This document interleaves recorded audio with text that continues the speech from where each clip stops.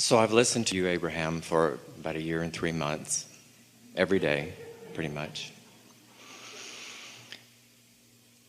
And what I've heard you say today is similar and yet new.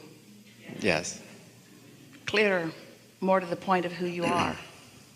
Full of nuggets that you haven't heard before. Because you're new today. So to boil it down, although I have several questions on my phone, but it seems being an optimist is the way to the vortex. If you define the feeling of optimism as a good feeling, then that's true.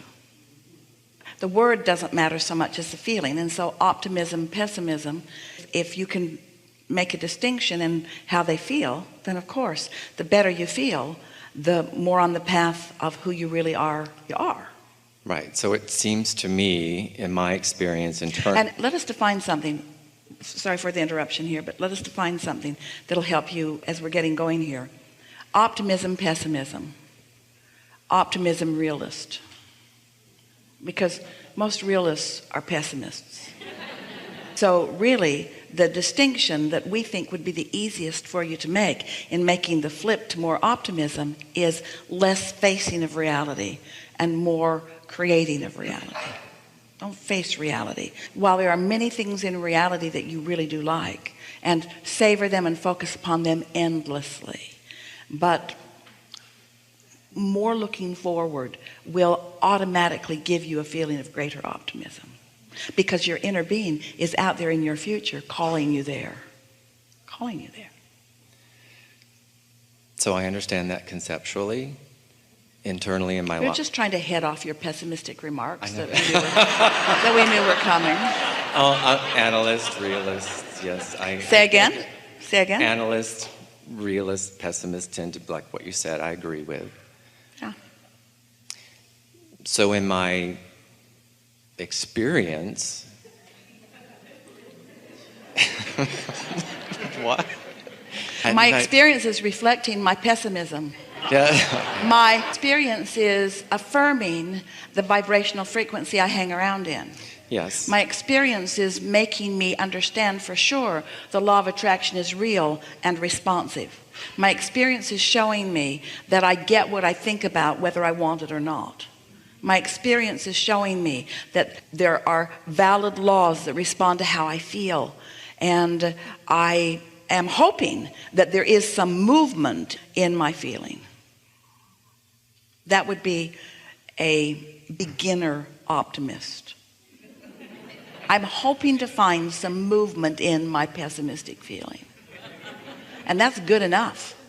That's good enough, because it is never fair for anyone to say to any of you, jump over the house. You say, I'm not prepared to do that. Well, if you were good at deliberate creation, you would just jump over the house. Well, nobody's going to jump over the house any more that you're going to jump from pessimism to optimism. That you can't make that big of a jump. No one should ever try to do that, because you're going to fail, and then you're going to want to talk to us. Right. So since I'm here with you now, what words, and I know words don't teach, only life experience, what experience can I have? What can I do to... We looked into this vast room of eager and willing participants, and we could feel you, and we looked for you until we found you. That's worth feeling optimistic about.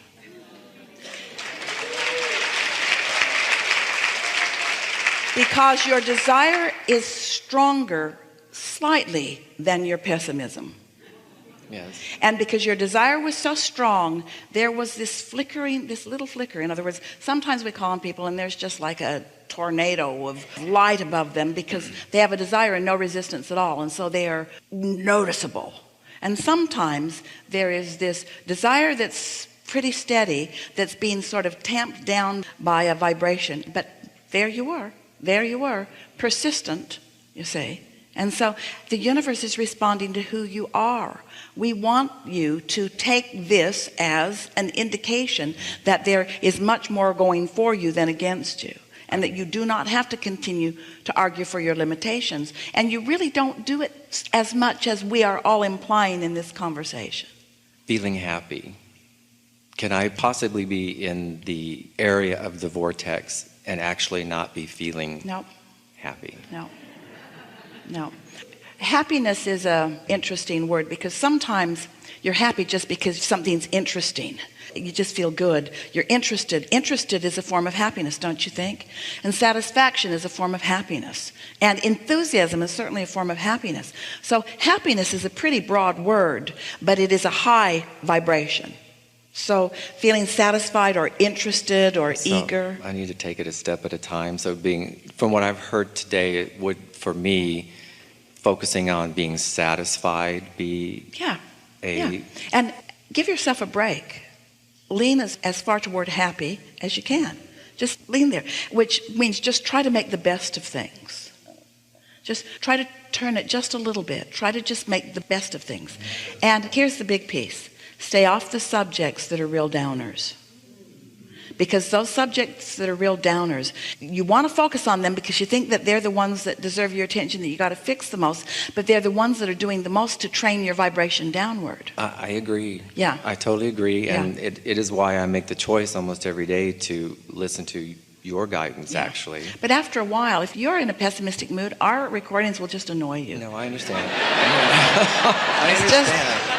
It's like, really, Abraham? Really? Why don't you come here and live with me? And they very rarely do.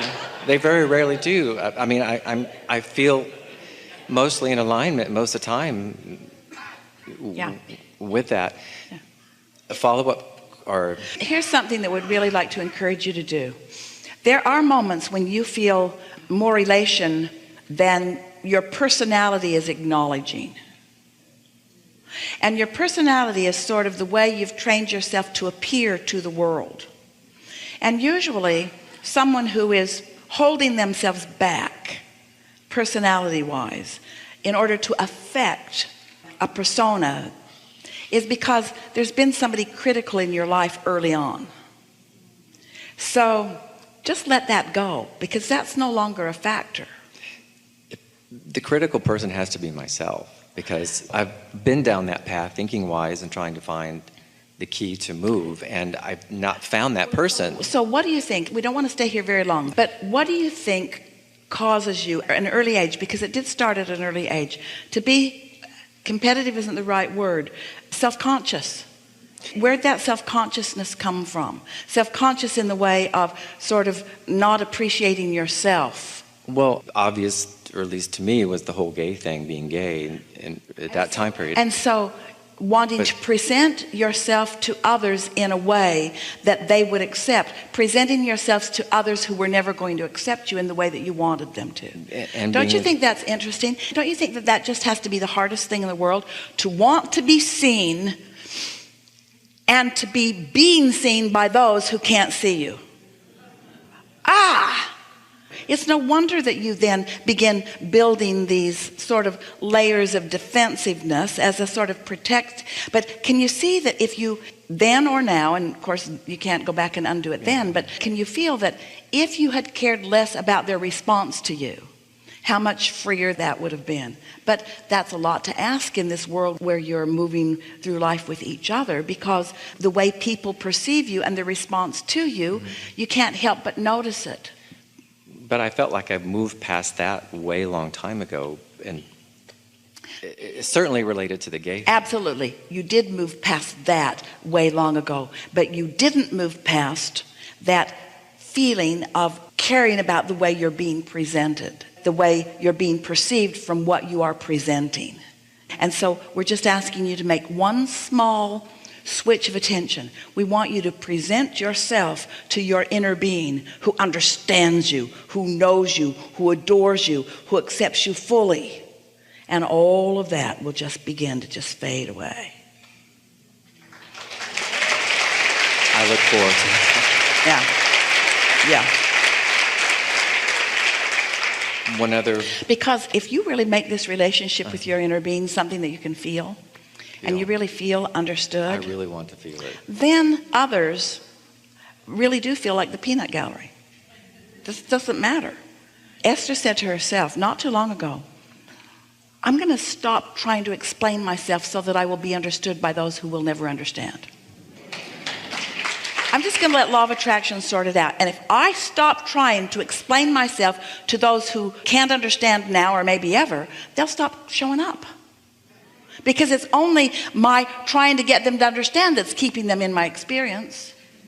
Yes?